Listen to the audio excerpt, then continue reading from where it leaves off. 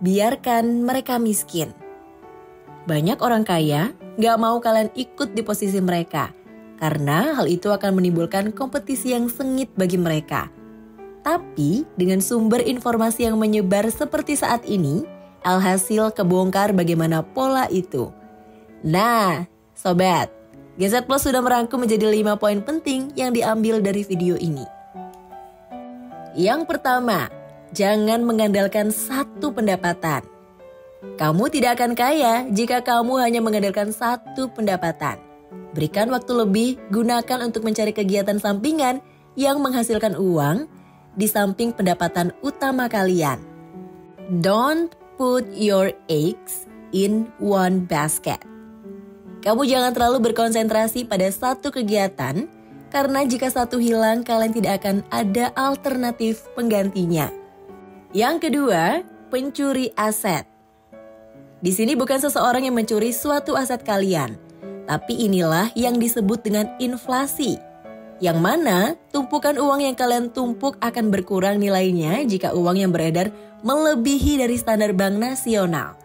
Bagaimana agar tumpukan uang kalian tidak dicuri nilainya? Maka jalan satu-satunya adalah investasi. Pergunakan uang kalian untuk membeli hard asset, contohnya tanah dan emas. Percayalah, bentuk aset ini tidak akan dicuri inflasi.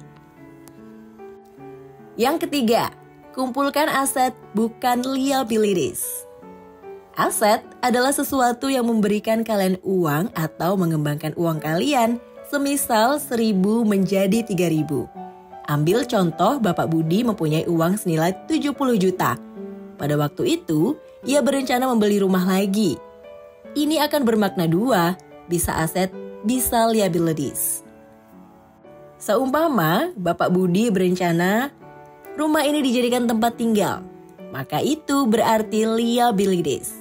Yang berarti kalian akan mengeluarkan uang. Sedangkan aset kalian ketika mempergunakan bangunan untuk dijadikan nilai tambah berupa sewa bangunan. Inilah yang disebut aset. Memberikan kalian uang dan mengembangkan modal awal kalian membeli rumah. Contoh kasus lain adalah mobil. Ini juga sama seperti case tadi, bisa bermakna dua, aset atau liabilities. Bisa dibilang liabilities atau uang kalian keluar seumpama ini digunakan hanya sebatas pemakaian pribadi. Tapi ini akan berbeda jika kalian sewakan atau kalian gunakan sendiri untuk masuk di platform jasa transportasi online, semisal Grab. Ini bermakna aset karena ini memberikan kalian nilai tambah berupa uang dari total modal yang kalian keluarkan. Yang keempat, utamakan dirimu dahulu. Apa maksud mengutamakan dirimu dahulu itu? Maksud dari ini adalah bahwa semisal gaji bulanan kalian turun, jangan buru-buru kalian bayar semisal bahan baku makanan, listrik atau sewa. Pergunakan uang terlebih untuk disisihkan untuk ditabung. Karena hal ini akan memaksimalkan jumlah tabungan kalian dalam setiap bulannya. Artinya, kalian wajib sisihkan terlebih dahulu sebelum dibelanjakan. Yang kelima, compound interest adalah kunci. Bagaimana maksud compound interest itu?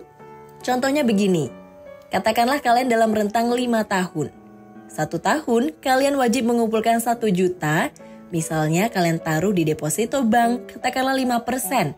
Setahun, maka uang kalian akan menjadi 1.050.000. Di tahun berikutnya dengan bunga fix 5%, uang kalian menjadi 1.102.500.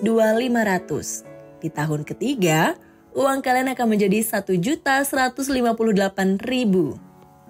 Dari uang awal berjumlah 1 juta, jika kalian meletakkan 15% karena hasil dari 3 tahun, jika kalian kalkulator maka hasilnya akan menjadi 1.150.000. Tentu saja berbeda dengan perhitungan tahun per tahun tadi yang kita jabarkan.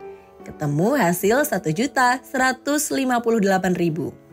Nah sobat, ada selisih 8.000. Inilah definisi compound interest. Pertumbuhan nilai yang berlangsung berturut-turut tanpa kita pakai. Berharap menjadi lebih besar lagi layaknya bola salju yang terus-menerus membesar. Dari sekian banyak penjelasan tadi, kalian tentu menyimak dengan seksama kan bagaimana pembeda mindset orang biasa dan orang kaya. Tentu resep ini tak banyak dibagikan kepada khalayak umum. Nah, di Gen Z Plus, kita bakal bongkar fakta-fakta yang menyangkut metode orang sukses agar kita sama-sama menjadi pribadi yang dapat memberikan impact kepada banyak orang. Nah sobat, jangan lupa untuk share serta komen juga pelajaran apa yang kalian dapat setelah menyimak pembahasan tadi. Mimin undur diri dan sampai jumpa pada video berikutnya.